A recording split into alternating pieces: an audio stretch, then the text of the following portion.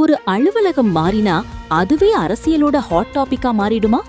இப்போ தமிழ்நாட்டுல அதுதான் நடக்குது. முதல்வர் விஜயின் அலுவலகம் தலைமைச் செயலகத்தின் 2வது மாடியிலிருந்து நாமக்கல் கவிஞர் மாளிகையின் 10வது மாடிக்கு மாற்றப்படலாம் என்ற தகவல் வெளியாகியிருக்கிறது. அதற்கு பிறகு சமூக வலைதளங்கள்ல என்ன பேச்சு தெரியுமா? இது வாஸ்துக்காக ஜோதிடர் ராஜன் பண்டிட் ஆலோசனைதான் காரணம். ஆனா ஒரு நிமிஷம், இந்த காரணங்களை தமிழக அரசு அதிகாரப்பூர்வமாக உறுதிப்படுத்தியிருக்கா? இல்லை.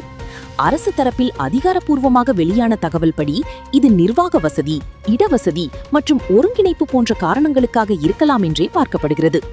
இன்னொரு பக்கம், எதிர்காலத்தில் புதிய ஒருங்கிணைந்த தலைமைச் செயலகம் OMR அல்லது வேறு பகுதியில் அமையலாம் என்ற பேச்சுகளும் சில அரசியல் வட்டாரங்களில் அடிபடுகின்றன. ஆனால் இது குறித்தும் இதுவரை எந்த அதிகாரப்பூர்வ அறிவிப்பும் வெளியாகவில்லை. அதனால் ஊகங்களை உண்மையாக எடுத்துக்கொள்வதை விட அதிகாரப்பூர்வ அறிவிப்புகளுக்காக காத்திருப்பதுதான் சரியான அணுகுமுறை.